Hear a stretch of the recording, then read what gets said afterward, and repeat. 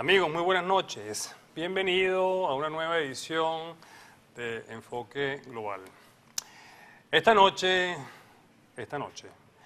tengo realmente la grata compañía de un embajador que con quien este servidor formamos parte del cuerpo diplomático del presidente interino Juan Guaidó. Se trata de un hombre de amplia trayectoria y de una sabiduría única que, al saber de quién se trata, ustedes seguramente sabrán disfrutar del intercambio que tendremos la noche de hoy. Sin mayor preámbulos, aquí en el estrado de Enfoque Global, el embajador y rabino Pinchas Brenner. Mi querido embajador, mi querido rabino, qué grato tenerlo nuevamente ahora aquí en el set de Enfoque Global. Gracias por su tiempo y por estar con nosotros. Muchísimas gracias por la invitación, por la oportunidad de compartir con tus numerosos televidentes.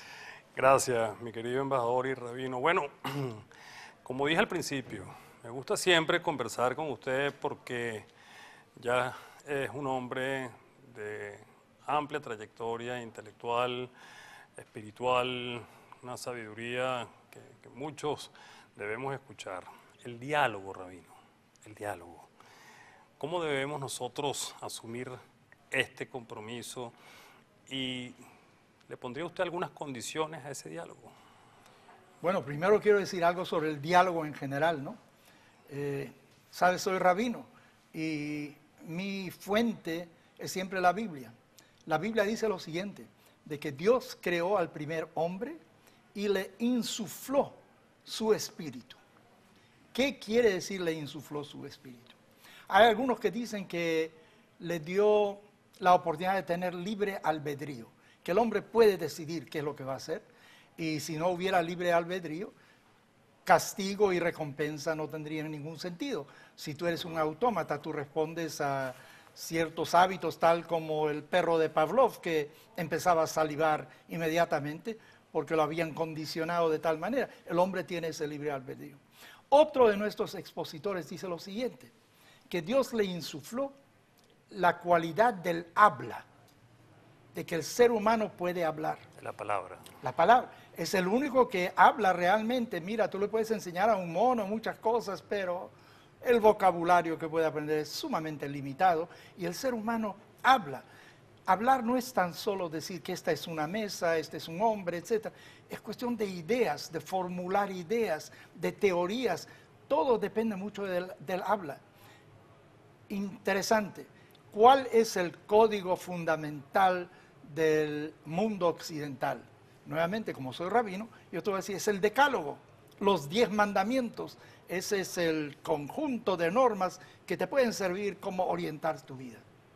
¿Cómo se llaman los 10 mandamientos en la Biblia, en la Torah, el Pentateuco? Se llaman las 10 palabras, son los 10 pronunciamientos de Dios. O sea que dialogar, pronunciar, hablar, esa es parte de ser humano.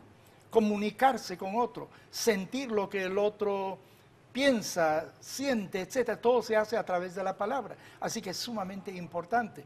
Y yo creo que en el hogar, el dialogar entre padre e hijos, esposo y esposa, etc., no tiene par. Sin diálogo no vamos a ninguna parte. Y en la sociedad también tiene que haber diálogo. O sea, si hay diferentes sectores de la sociedad que tienen opiniones totalmente diferentes, la única manera real, civilizada, de llegar a una conclusión es dialogando. O sea, no es a través de la fuerza, es a través de la palabra, las ideas. Convénceme de cuáles son tus ideas. Pero hay un punto muy importante. El diálogo solo se puede dar entre dos pares. Ambos tienen que tener la misma situación. No es que uno esté parado y otro esté sentado, uno esté corriendo y otro... No, ambos tienen que tener lo mismo. Uno no puede venir a un diálogo con un fusil mientras el otro viene desarmado. Ambos tienen que tener las mismas condiciones. Entonces puede haber un diálogo entre dos partes. Pero cuando tú tienes una parte de la sociedad que tiene todo el poder, toda la fuerza física, y el otro carece de todo eso, entonces no se trata de diálogo. Se trata más bien, bueno, yo te voy a imponer ciertas condiciones y si no estás de acuerdo, pues yo lo hago a la fuerza.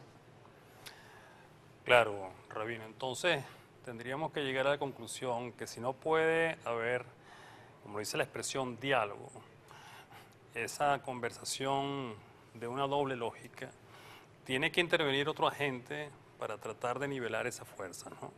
Así es. Y pareciera que ese otro agente que debe intervenir serían, por cierto, ya que estamos en cuerpos diplomáticos, las fuerzas extranjeras. Bueno, mira, hoy en día yo creo que debido a los problemas climáticos y yo qué sé cuánto, todos sabemos que vivimos en una gran aldea. Todos sabemos que vivimos en una nave espacial que se llama la Tierra y lo que se hace en una parte de la Tierra tiene influencia sobre la otra parte. Mira, hoy en día, ¿dónde empezó la pandemia que todos sufrimos? Algunos dicen que empezó en un laboratorio en Wuhan, en China, pero eventualmente todos sufrimos esa pandemia.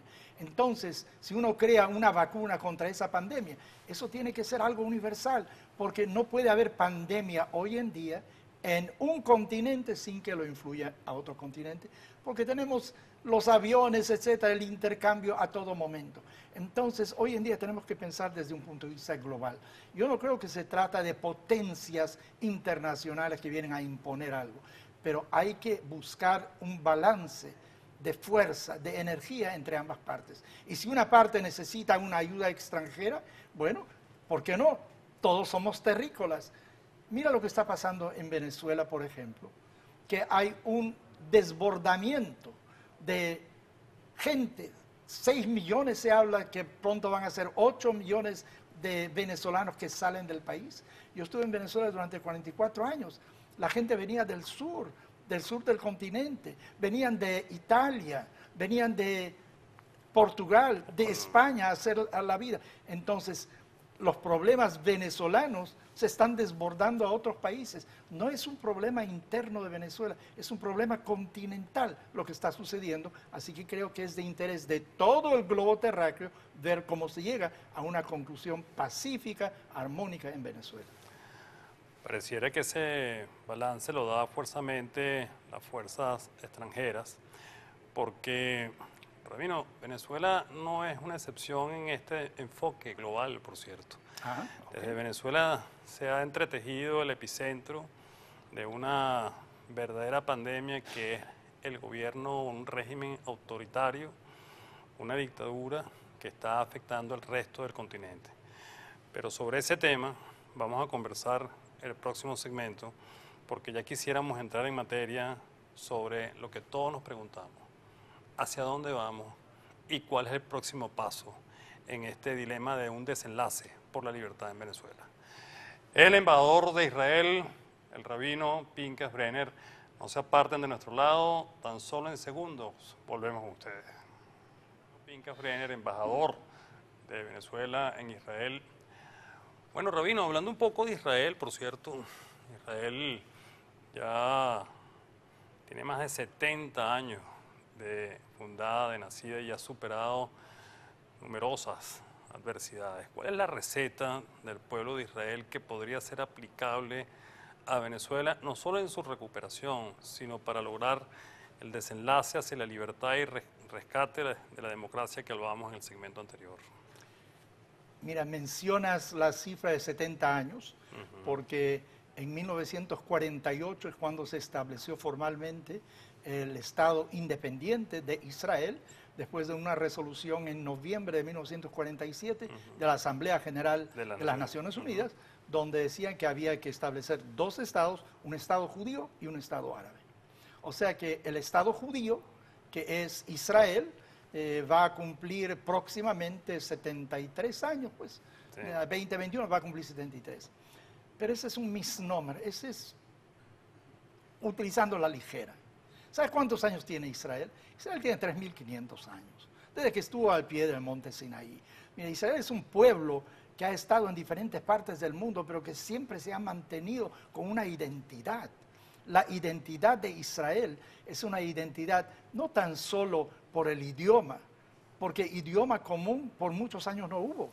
Por ejemplo, los judíos que vivían en Marruecos hablaban árabe, hablaban español, hablaban francés. Los judíos que vivían en Polonia hablaban polaco. Había también el idioma yiddish, que es un vernacular de muchos judíos de Europa Central. Pero los judíos húngaros hablaban húngaro. O sea que idioma no tenían el mismo realmente. En lo que se refiere a comida, tampoco, porque los que vivían en África tenían comida más o menos africana, y podemos ver hoy en Israel, por ejemplo, muchas de las comidas que hay en Israel son del Medio Oriente, que no son mías. Yo vengo de Polonia, aunque me encantan, desde luego, lo que hay hoy. O sea, no es eso tampoco, ni son los bailes. ¿Qué es lo que hay? Es que había una ideología que está basada en el Pentateuco, en la palabra de Dios, una cultura que se mantuvo.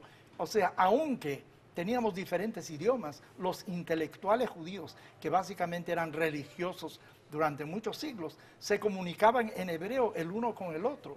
Hebreo fue una lengua común intelectual. Por eso es que cuando se estableció el Estado de Israel, y ya se había empezado antes, vamos a tener ahora una lengua oficial, no había duda, tenía que ser el hebreo, porque el hebreo es el idioma de la Biblia, es el idioma en los cuales intelectuales se comunicaban el uno con el otro. Claro, nadie sabía cómo se dice una escoba. Yo qué sé, las cosas de todos los días, eso no era lo que era parte de ese lenguaje intelectual. Bueno, se crearon Internet. Bueno, en la Biblia no hay Internet, ¿no? No había teléfonos inalámbricos tampoco. O sea, todo eso tuvo que adaptarse al idioma hebreo. Pero hoy en día el idioma hebreo es el idioma de Israel. Pero no es un idioma lo que une realmente a un pueblo. Primero quiero decir de que une una ideología. Y sobre todo, yo creo que lo que une a un pueblo es un destino común. Cuando tú sientes que lo que te pasa a ti eventualmente me va a pasar a mí, entonces yo siento una empatía, una identidad con Dios. Cuando yo siento de que el mañana mío no es independiente del mañana tuyo, sino vamos a correr la misma suerte, entonces tienes un grupo que se puede identificar el uno con el otro. Y además, también lamentablemente habían presiones externas, mucho antisemitismo en el mundo, especialmente de los grupos religiosos que decían que nosotros éramos deicidas, que habíamos matado a Dios. Aunque uno muy bien puede preguntarse, y discúlpenme los católicos que me están escuchando, los cristianos, ¿cómo se puede matar a Dios? Para alguien que no es cristiano no entra en la cabeza. Si es Dios, yo me imagino que no puedes matarlo, pero esa fue la realidad. Además, era un judío a quien supuestamente matar, y fueron los romanos quienes lo crucificaron, pero era mucho más fácil señalar a los judíos. Hasta que, si mal no recuerdo, en 1965, el Vaticano II emitió un documento que se llama Nostra Aetate, que es la relación del Vaticano con otras religiones, donde se incluye también a los judíos, donde dicen claramente que no se puede culpar a los judíos de hoy de lo que sucedió en aquel entonces. O sea que el antisemitismo realmente no tiene base moral para existir, pero existió. Entonces eso también te mantuvo junto. Entonces habían factores externos y factores internos.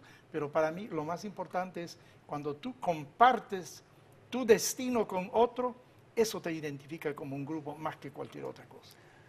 Es importante la reflexión que ha compartido esta noche con nosotros, Rabino, porque yo le preguntaría, usted que quiere tanto a Venezuela y ha estado tantos años en nuestro país, que seguramente fue recibido con los brazos abiertos, ¿usted diría que nosotros debemos reforzar nuestros procesos identitarios de identidad nacional? No tengo la menor duda, no tengo la menor duda. Y yo creo que hay factores positivos para mantenernos juntos. Lo que pasa es que en la historia de las últimas décadas no hubo factores negativos. Y esos factores negativos se pueden volver positivos también. Mira, Europa pasó por 2 guerras mundiales en el siglo XX. No hubo una sola guerra en la América Latina. O sea, nosotros desconocíamos esos procesos realmente, de un país que lucha con otro, y uno vivía demasiado bien en Venezuela. En Venezuela no tienes que luchar contra el medio ambiente, no tienes que abrigarte, no hay invierno realmente. Fuera en Mérida, donde vas en una excursión para ver cómo hay nieve en algún pico, el clima es extraordinario y el subsuelo te da mucha riqueza, hay más de una cosecha al año, o sea, todo está tan bien. En realidad no hay retos. Los retos y desafíos también sirven de alguna manera para afilarte, para hacerte más consciente de qué es lo que hay en este mundo. Yo creo que el problema de Venezuela principalmente fue demasiada bondad, demasiada abundancia. Mira, en Venezuela, cuando yo llegué, dijiste, me recibieron con brazos abiertos, 100%, siempre lo tuve. Es que no había intolerancia, no existía en Venezuela. Cero discriminación. Cero discriminación, color blanco, negro, etc. Lucinchi no era tan blanco, él fue presidente de Venezuela, el mismo Chávez no era blanco, pero nadie decía nada. Y si tú le dices a alguien negrito, imagínate utilizar esa palabra en los Estados Unidos. Es una palabra de cariño porque no existe el rechazo por el color de la piel. Yo creo que el problema de Venezuela es que tuvimos demasiado. Nunca nos faltó nada y no supimos cómo enfrentar cuando de repente alguien empezó a quitarnos cosas y no sabemos cómo reaccionar. Todavía no se ha creado esa identidad. ¿Tú sabes qué le dio identidad al pueblo judío para empezar? La esclavitud egipcia. Tenían una historia de dificultades. Eso es lo que los formó. Llegaron a Egipto como una familia, pero salieron como un pueblo. Y el pueblo se formó por las dificultades que tenían que resolver. Sobre ese tema quisiéramos hablar en el próximo segmento. Tenemos que ir al corte, caramba. La verdad que siempre hablar con usted es un océano de sabiduría, porque quizás en Venezuela estemos ahorita registrando un proceso trepidante de esclavitud, pero lo conversamos en el próximo segmento. Estamos conversando, interesante y profunda conversación con el rabino Pinchas Brenner, embajador de Venezuela en Israel. En un minuto volvemos con ustedes, no se aparten de nuestro lado. Estamos realmente teniendo una interesantísima y grata conversación con el embajador de Venezuela en Israel, el rabino Pinchas Brenner. Rabino, me decía usted que ha estado más de 4 décadas en Venezuela, llegó procedente de Perú, lo recibieron con los brazos abiertos y lo máximo que le deben haber dicho es monsieur, o como le decíamos en Venezuela a aquello que veíamos con otro acento. La desconfianza grupal en Venezuela que hemos desarrollado entre los mismos venezolanos, esa falta de identidad que le comentaba yo fuera del aire, no se puede reducir solo a la abundancia del Salto Ángel o al gourmet o de pronto a la canción Venezuela. Hay que ir por más, un destino común. Yo observo que en Venezuela estamos viviendo también un momento de neoesclavitud, donde el 85% de la población está sometida a un salario de $2, que tiene que pasar 20 años, 25 años para comprar una cesta básica. ¿Cómo desanudamos esto? ¿Cómo realmente generamos un movimiento amalgamado de unidad para de una vez reventar la historia de miseria que está atravesando el país? Mira, yo soy rabino, me nombraron embajador, pero político no soy estadista, la verdad es que no soy sociólogo, pensador, filósofo, nada de eso. Pero por otro lado, tengo cierto conocimiento de la Biblia y me guío por esos principios que hay ahí. El Talmud, que explica la Biblia, dice lo siguiente: Jotamo shel HaKadosh Baruj Hu Emet. El sello de Dios es la verdad. Yo creo que hay que desarrollar un culto a la verdad en la sociedad. No puede haber medias verdades. Parte de nuestro problema en Venezuela y en muchos otros países también es la corrupción, el engaño, la mentira. Te dicen una cosa y hacen otra cosa totalmente diferente. Yo creo que tenemos que asumir como un principio del cual no se puede apartar la verdad. Mira, y en hebreo la palabra para verdad es emet. Emet se escribe con la primera letra del alfabeto, la última letra del alfabeto y una letra en medio. O sea, abarca todo el alfabeto. Además hay otra cosa.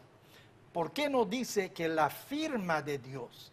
¿Por qué dice que es el sello de Dios la verdad? Dicen nuestros sabios, porque una firma, uno empieza a firmar y continúas. Te demora, yo que sé, medio segundo, 1 segundo, 3 segundos firmar. Mientras que el sello es de un solo golpe. No hay medias tintas, tiene que ser verdad. Yo creo que uno de los grandes problemas que tenemos es corrupción. Número dos, creo, y no en orden de importancia, es, y algo que se está cuestionando en estos días, lamentablemente, la unidad familiar, el núcleo familiar. Muy bien. Ujú. La solidez, la salud de ese núcleo familiar. El padre es padre, la madre es madre, hay un padre, hay una madre, hay hermanos bien definidos, bien claros. Mira, yo viví, antes de venir a Venezuela, en realidad 20 años en los Estados Unidos. Y ahí pude observar, en la ciudad de Nueva York, habían orientales que tenían abastos y vivían en un altos de ese abasto mismo, en un espacio muy reducido. Y sus hijos eran los mejores alumnos en las escuelas. Llegaban a las universidades, un núcleo familiar bien definido.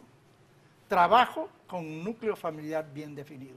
Yo creo que un problema que tenemos en la América Latina y en el mundo en general es un problema moral, es un problema de estructura y de la unidad más importante que es la familia. Mira, ¿cómo empieza el judaísmo? El judaísmo no empieza con Moisés, que fue al monte Sinaí y recibió la ley. No, señor, hay algo anterior.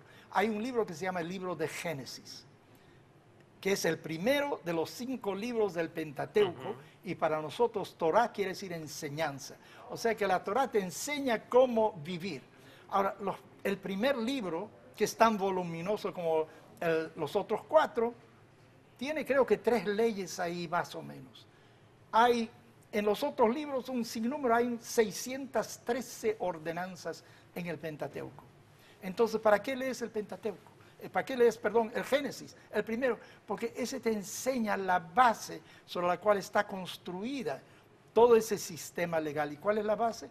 La base son los patriarcas. Es Abraham, que tenía una esposa Sará, que no era tan solo su ayudante, ella era parte de la misión que tenía. Dicen nuestros sabios lo siguiente, de que ellos estuvieron en una ciudad de Harán y luego fueron a la tierra de Israel y trajeron consigo gente. Entonces muchos trajeron a esclavos. No, otros dicen no, es que Abraham convirtió a los hombres y su esposa Sará convirtió a las mujeres. O sea, le da un puesto a la mujer importante, no es tan solo la acompañante del hombre, ella es un ser independiente también. Pero yo lo leo de manera diferente. ¿Sabes cuál fue la importancia de la primera pareja? Tenían un propósito en la vida. Querían diseminar la idea de que hay un solo Dios. Entonces Abraham trabajó con los hombres, Sará trabajó con las mujeres, pero ambos tenían la misma dirección, tenían el mismo ideal. Entonces yo creo que lo que se necesita en una sociedad para que se conforme bien, tú tienes que tener una unidad familiar muy bien definida y tienes que tener también una meta hacia dónde vas y tienes que tener moralidad, básicamente la verdad, cero corrupción. Cero corrupción no existe en ninguna parte, pero por lo menos tratarla de tenerla al mínimo y yo creo que vamos a ir hacia adelante. Es muy importante lo que nos comenta porque observo en su mensaje que una de las cosas que tenemos que rescatar en Venezuela no solamente son las instituciones, el Estado, la democracia, la separación de los poderes, las libertades civiles y políticas, sino nuestro sentido familiar. Nuestro sentido realmente ciudadano pasa por el sentido de la consolidación de la polis. Para lograrlo, eso, me comenta usted, comporta un gran ingrediente ético. ¿De dónde viene al día siguiente ese gran ejemplo ético, Rabino? Si supiera, contestaría la pregunta de las 64.000 lochas, pero alguien dijo que una carrera empieza con el primer paso. O sea, depende cómo vas a jerarquizar las cosas. ¿Qué es lo más importante que quieres lograr? Yo me acuerdo de un señor que vivía en Venezuela. Embajador, yo no sé si usted recuerda a Renio Tolina. Sí, claro. ¿Lo recuerda? Bueno, sí, la generación de hoy no recuerda a Renio Tolina. Él enseñó a los venezolanos no comerse la luz. Para quienes nos están escuchando, comerse la luz quiere decir observar el semáforo. Si está en rojo, te paras. Pero eso no se hacía en Venezuela. Él enseñó que sí se puede modificar. Me gusta mucho ese tema. Ahorita le tengo que poner una luz roja porque tenemos que ir al corte, pero ya volvemos con esa reflexión porque ciertamente Reni fue un hombre ejemplar en esto de enseñarnos a ser ciudadanos, a ser venezolanos. Ya venimos con esta reflexión sobre querer ser, seguir siendo y volver a ser venezolanos, la gran familia venezolana, con el rabino Pinchas Brenner. No se aparten de nuestro lado en un minuto. Pinchas Brenner me tocó el listón en el segmento pasado, porque, a ver, rabino, usted ha dicho algo y ha nombrado a un personaje que papá, que ya partió de este mundo, la verdad admiro mucho, que es el señor Reni Ottolina. Reni dedicó toda su vida, no solo a mostrar un país abundante, un país rico, un país noble, sino como usted comentaba, se dedicó también a rescatar la ciudadanía. Pero algo muy importante, unas reflexiones que se han hecho a veces virales también y muy vigentes en las redes sociales. Él decía, nosotros no podemos permitir que otros rijan mis destinos. Nosotros, los venezolanos, no podemos permitir que venga otro país a ocuparnos y dirigir lo que debe ser realmente lo que mencionaba usted, nuestro destino, nuestro propósito común. Esta ocupación cubana, rabino, esta ocupación también de rusos, de iraníes, que de una manera absolutamente criminal ha permitido el régimen. Es una de las cosas que se ha sabido sacudir Israel. Yo sigo, como le comentaba fuera del aire, con mi palabra ¿por qué? ¿Por qué suceden estas cosas? ¿Por qué no terminamos de lograr el camino que Reni Ottolina decía, que es sacudirnos la ocupación extranjera y tratar de rescatar nuestra identidad? Mira, los países no tocan fondo. O sea, estamos mal, pero como alguien me dijo, o estamos muy bien hoy en Venezuela. Le digo, muy bien, ¿cómo puede decir eso? Sí, mejor que mañana. Bueno, o sea que vamos de peor en peor, pero no tocamos fondo. Y lamentablemente el pueblo judío tocó fondo en el Holocausto, con una tercera parte del pueblo que fue simplemente aniquilado. Entonces en Israel hay como un juramento, nunca jamás. Mira, te voy a mencionar un episodio que es conocido por todos, ¿no? Que es lo que pasó en Entebbe. Ahí un avión, creo que de Air France, estaba en Uganda y separaron a los pasajeros judíos de los pasajeros no judíos. Para no sé qué. Israel envió un avión para rescatar a los judíos que estaban ahí. El hermano del primer ministro Netanyahu fue la única víctima y él fue el jefe de la misión, porque en Israel el capitán del pelotón no dice vayan ustedes, sino síganme. Muy bien. Él lamentablemente falleció, una víctima, pero se rescató a la gente ahí. Yo estuve pensando, ¿no? Qué heroico el Estado de Israel, de que no permite de que se persiga a judíos por más lejos que sean. Por otro lado también pensé, ¿sabes? Fue un acto de desesperación.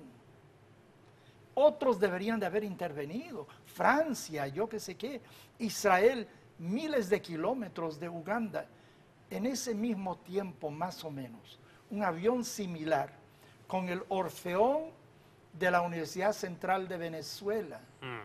Al aterrizar, tratar de aterrizar en las Azores, creo, en Portugal, se estrelló y murieron todos. Y lo recuerdo porque en la Unión Israelita de Caracas, en nuestra sinagoga, yo hice un servicio en memoria de aquellos que habían fallecido. Y era el mismo avión que utilizó Israel. El Orfeón de la universidad iba en una misión pacífica, cultural. Los otros iban, te podían matar. Cuando llegabas ahí, quién sabe, había una emboscada. Pero fue algo de desesperación que sacó a los judíos. Hay un hecho muy importante, un soldado israelí sabe que jamás lo van a abandonar. Si él cae prisionero, van a hacer todo lo posible por rescatarlo. Hay una idea de que yo soy responsable por ti. O sea, tú no estás solo en este mundo. Dice, es algo extraordinario. Mira, en estos tiempos de pandemia, cuando muchos nos sentimos solos, cuán importante es que nietos, yo soy abuelo, soy bisabuelo también, de que se ocupen de mí. Mira, necesitas algo, que sepas que no estás solo. El israelí sabe de que no está solo nunca, de que siempre tiene a alguien que le va a ayudar, que es responsable por él. Yo creo que es algo sumamente importante. Y quiero decirte algo sobre Venezuela también, que es lo siguiente. Tú tomas un país como Yugoslavia, que ya no existe. Cuando estaba el general Tito, había algo que se llamaba Yugoslavia. Hoy en día son no sé cuántos países que hay ahí. Sí. Él los mantuvo juntos, pero de alguna manera los mantuvo juntos.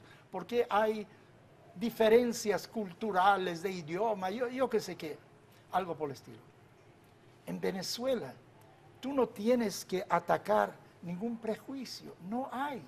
No hay choques, no hay enfrentamientos. Tú tienes una sociedad homogénea, todo lo contrario, tú puedes construir. En muchos lugares no se puede hacer nada porque si uno dice blanco, el otro dice negro. En Venezuela no es así. Somos una sociedad homogénea. Por lo tanto, duele tanto más de que Venezuela haya caído donde ha caído. Y como dicen muchos, sin disparar una sola bala, Cuba ha convertido a Venezuela en una colonia cubana, lamentablemente. Pero eso es porque uno lo permite, desde luego, por no sé qué razones, lamentablemente.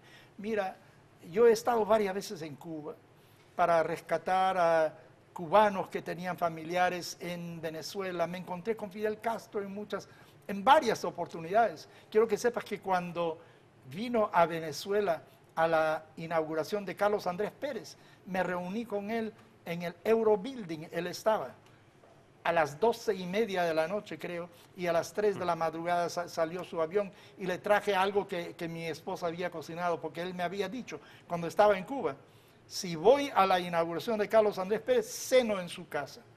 Pero cuando llegó a Venezuela me dijo, mi seguridad no me permite eso, tráigame algo al hotel para comer juntos.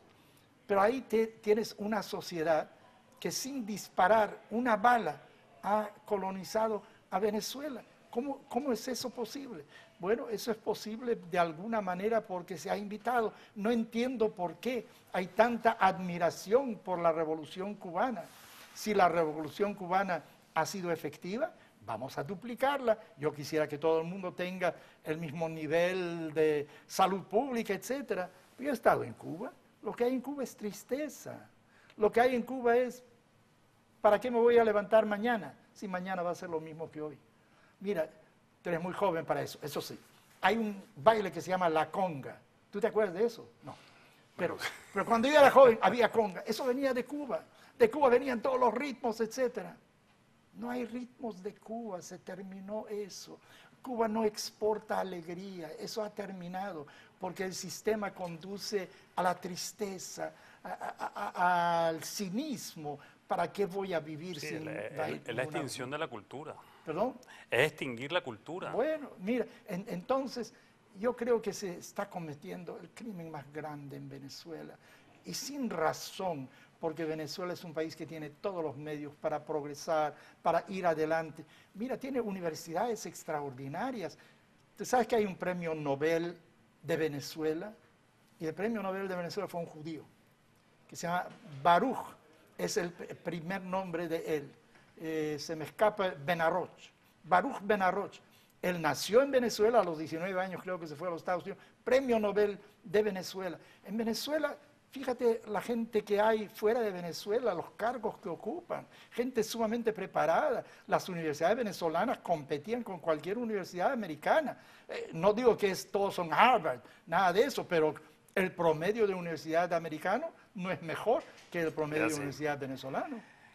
Creo que son parte de los desafíos que tenemos que enfrentar en el proceso de rescatar al país. Pero ya terminando el programa, en el próximo segmento vamos a hablar sobre el día después, la Venezuela que viene, Rabino, porque cuando lo escucho hablar, que realmente espero que estén disfrutando el programa tanto como lo hemos disfrutado en esta entrevista, no escucho sino de un pasado que debemos hacerlo nuevamente futuro. El Rabino Pinca Freire, nuestro embajador en Israel. Ya venimos con ustedes porque vamos a la recta final de un interesante programa. una mente muy sabia, muy experimentada, muy reposada, es capaz de condensar en apenas una hora quizás el diagnóstico, pero también las luces de la salida o de lo que debemos hacer los venezolanos para amalgamarnos, unirnos y lograr el anhelado retorno a la libertad.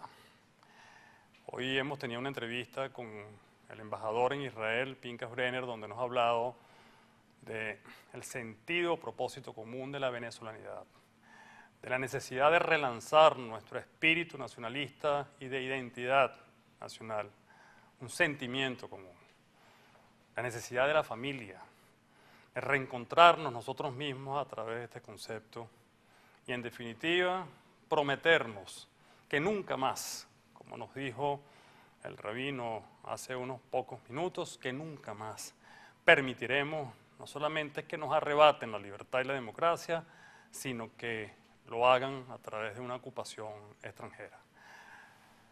Creo que he hecho un resumen, mi querido rabino. Me estás escuchando, veo. No, creo que he sido un buen alumno, porque la verdad estoy conmovido y me quedo muy callado escuchándole siempre sus ilustradas palabras. Hablemos de la Venezuela del día después. Usted siempre es optimista, pero más que optimista, le noto una convicción de que eso va a pasar, de que eso viene, porque pareciera que usted también, que vivió tanto en Venezuela, sabe que ahí le reserva suficiente el talento para lograrlo. ¿Qué haría usted al día siguiente de lograr la libertad? 100% creo en eso. 100% creo en la recomposición de Venezuela. Es nuevamente continuar realmente con lo que se estaba haciendo, ¿no? Yo creo que el mundo está cambiando en el sentido siguiente. Creo que la General Motors anunció que para 2035 no van a producir más carros con los motores que utilizan gasolina. Ya no más, van a ser puros eléctricos. Y el mundo va hacia eso. Entonces el petróleo va a significar cada vez menos y menos. Yo no creo que va a desaparecer. Hay muchos otros usos para el petróleo, pero no va a tener la misma importancia que antes. ¿Qué es lo que tiene la mayor importancia hoy en día? Yo creo que en realidad ha sido a través de las edades. El cerebro humano es lo más importante. Donde hay que invertir es en la educación. Y Venezuela estaba encaminada en eso. No se trata ahora de educar a todo el mundo al mismo nivel, porque lo que llegas es al mínimo común denominador. Si tú quieres que todo el mundo reciba un doctorado, tienes que bajar las reglas para el doctorado. Lo que tienes que hacer, se necesitan plomeros también, se necesitan carpinteros, se necesitan intelectuales, se necesita de todo. Las universidades venezolanas eran extraordinarias, yo creo que hay que devolverles esa posibilidad, sobre todo darles independencia, liberarlos de cualquier ideología, lo que sea. Lo único importante en una universidad es el pensamiento intelectual, número uno. Número dos, se trata de salud. La salud tiene que llegar a todas partes. No puede haber hospitales sin recursos. ¿Por qué no hay recursos? No quiero entrar en eso, no quiero entrar quién se robó, qué se hizo. La realidad es que no hay. Hay que reconstruir un país donde uno pueda acceder a salud. Y el primer principio de cualquier sociedad, cualquier gobierno es, ¿qué tiene que garantizar el gobierno? Una casa para mí, una esposa, un hijo. Lo primero que tiene que garantizarme es mi vida. Tiene que haber protección por mi vida para que pueda continuar viviendo. Si no hay vida, no hay esperanza, no hay nada más. Entonces necesitamos que garantice mi vida, me garantice acceso a la salud, que si me enfermo puedo acceder, y también de que el intelecto gobierne en todas partes. Hay un partido que se llama Primero Justicia. No me identifico con el partido, pero me identifico con el nombre. Si no hay justicia en un país, el resto no sirve. Si alguien te agrede y tú no tienes dónde acudir para que de alguna manera se adjudique algo, estás perdido. Se necesita un sistema de justicia imparcial en el país. Yo creo que si tenemos eso, un sistema de justicia, continuamos con nuestro avance intelectual, se garantiza en lo posible la salud de la persona, yo creo que vamos a ir adelante y tenemos los recursos para hacerlo. Y tenemos recursos intelectuales extraordinarios, ya lo mencioné, se han destacado venezolanos en todas partes del mundo. Hablando de recursos intelectuales, pero también de talento y de gallardía, usted le escribió una carta abierta al presidente Guaidó, donde recuerdo que el primer punto era destacar su valentía como líder, y también reconocía esa batalla tan desigual que estamos enfrentando. En esta oportunidad, esta noche, que nos ha compartido esas sabias palabras bíblicas, ¿qué le diría usted al presidente Guaidó que ya no le haya dicho en esa carta abierta, mi querido embajador? Bueno, yo creo que debe de actuar más. Yo creo que el gobierno del presidente Guaidó debe de reaccionar frente a ciertas situaciones, pero eso es insuficiente. Tenemos que ir hacia adelante. Tiene que haber propuestas concretas que hacer. Y usted me estaba comentando, embajador, cuando estábamos conversando fuera de cámara, de que hay la posibilidad de otorgar pasaportes, por ejemplo, a venezolanos. Yo creo que eso debería de hacerse de inmediato, debería de ser unas tareas más importantes, porque el venezolano que se encuentra en el exterior, ¿qué quiere de su embajada? No quiere un pronunciamiento político, quiere que le resuelva sus asuntos, sus problemas reales de la vida. El derecho a la identidad. El derecho a la identidad, un pasaporte que sea válido, que pueda viajar, que pueda identificar. Yo creo que esa es una de las tareas primordiales que se debería hacer. Lo que creo que debería de asumirse más es protagonismo hacia adelante y dejar de ser bomberos que tratamos de apagar fuegos que existen. No, lo que tenemos que hacer, todo lo contrario, es constructores, no simplemente arreglar las cosas. Caramba, Rabino, se nos fue el tiempo, pero volando. Quiero agradecerle una vez más que haya hecho el esfuerzo de venir hasta aquí. Ya usted tiene más de 80 primaveras en este mundo. Evitemos el pico, pero la verdad, muchas gracias por sus palabras, por su tiempo y sobre todo por esa retina que todavía tiene tan fina en procura de lograr lo que todos queremos, que no es más que regresar a nuestro país. Claro, muchísimas gracias por darme esa oportunidad de conversar. Ya nos estamos volviendo a lo mejor en viejos amigos y al mismo tiempo de conversar con la gran audiencia que tienes y decirle al venezolano, nunca pierdas la esperanza. Tú sabes, Israel tiene un himno, no tiene constitución, pero tiene un himno. ¿Sabes cómo se llama el himno de Israel? Se llama Hatikvah. ¿Sabes lo que es Hatikvah? La esperanza. ¿Qué es la fe? Eso es lo que es. Bueno, con estas palabras una vez más emocionadas y además siempre muy ilustradas, despedimos este programa y pues nada, que viva y se enaltezca la esperanza. Los espero el próximo domingo a esta misma hora por este mismo canal. Muy buenas noches.